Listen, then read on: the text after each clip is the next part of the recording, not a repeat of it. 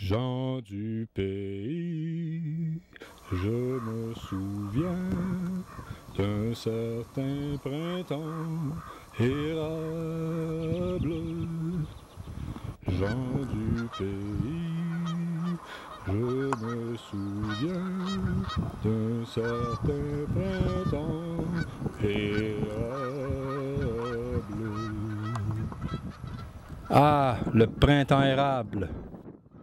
Aux confins nord-américains, une terre d'eau et de rivages, un grand pays au nom indien, à la fois moderne et sauvage, élève sa voix. Nous marquerons l'histoire en formant le plus grand arbre humain jamais vu sur Terre. S'éveille enfin pour prendre son destin en main.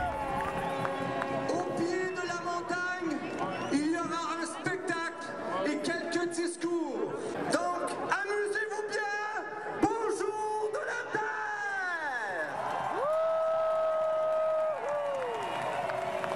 Bonne marche à tous. Un grand pays s'éveille enfin pour prendre son destin en main.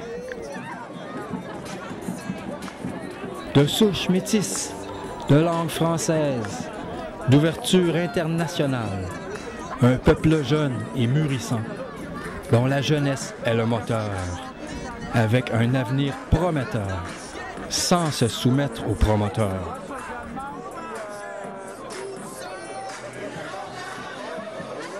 Pourra se dire durant longtemps, je me souviens de ce printemps, érable et combien mémorable.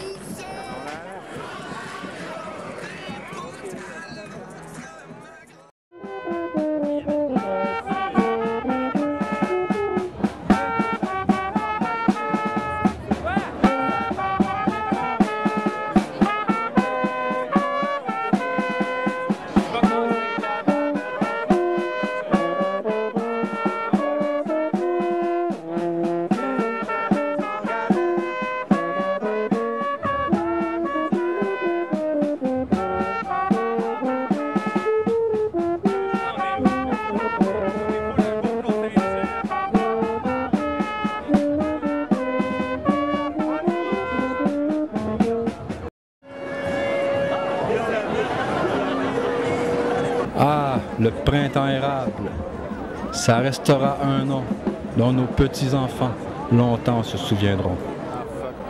Dans l'histoire du pays et des générations, c'est l'époque mémorable du grand soulèvement, où la fierté d'un peuple et l'exaspération ont voulu faire entendre la voix de la raison.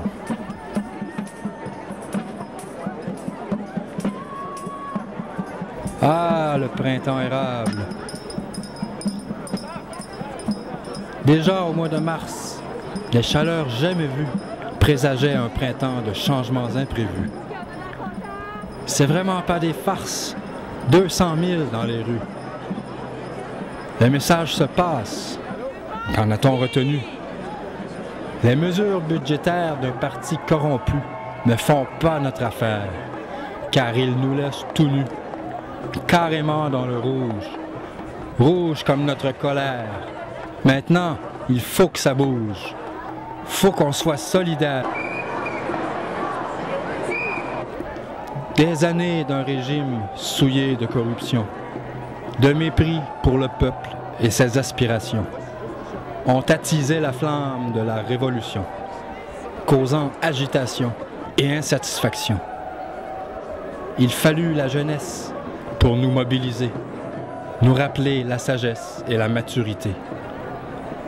L'intérêt collectif prend la priorité sur l'intérêt privé dans notre société.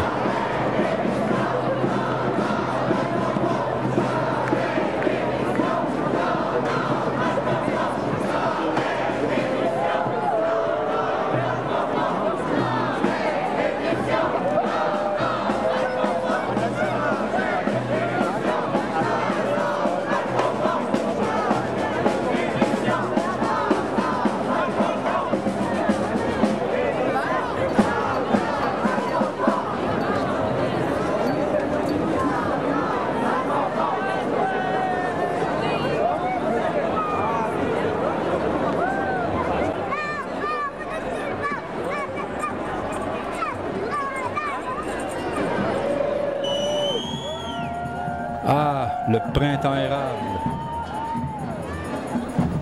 Les manifestations se sont multipliées en faisant preuve d'audace et d'imagination. Les mobilisations convergent vers l'unité pour pouvoir faire la place à la voix d'une nation. Un pernicieux plan Nord, des puits de gaz de schiste, des marais québécois, tout un régime fasciste, des ministres à la solde de la mafia qui se paie, un pays à rabais, tout cela à nos frais. Ce régime indigeste au poivre de Cayenne poussait au manifeste de la voix citoyenne.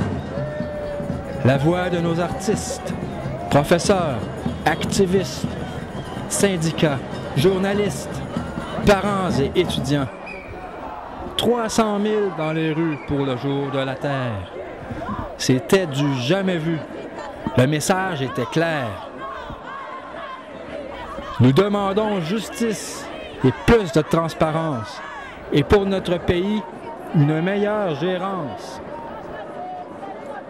Au Congrès libéral, la réponse brutale, violente et immorale d'un gouvernement sale prouva sans équivoque que ce gouvernement nous méprise et se moque de nous éperdument. Quand leurs agitateurs sont les réels casseurs et que la propagande nous accuse et nous ment, qu'on se serve sans gêne des gaz lacrymogènes pour tenter de faire taire la grogne populaire, quand leur seul argument reste le matraquage, il est bien évident que le peuple s'enrage. Que l'on relègue aux tribunaux ce grand débat d'enjeux sociaux, que l'on bombarde d'injonctions malgré les nombreuses objections, qu'on rajoute des interdictions ou qu'on renforce la répression, une loi spéciale, même un bâillon, n'arrête pas la révolution. Si notre droit de vote n'a plus valeur légale, serait-ce à coups de botte qu'on chasse le libéral?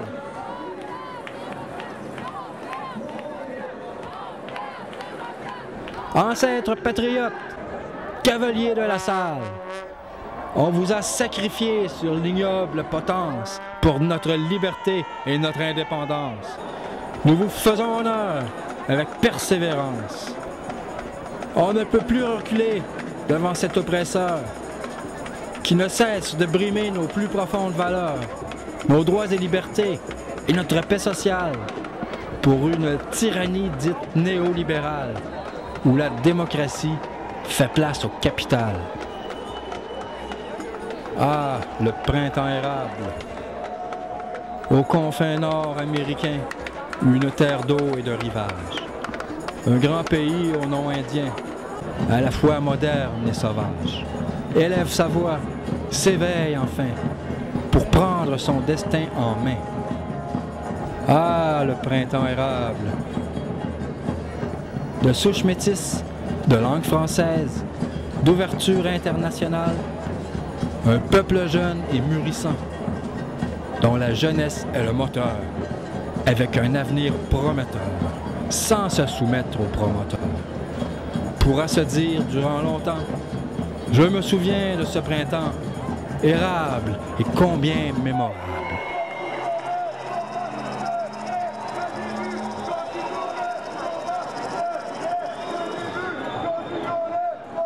Et maintenant, je sais pourquoi.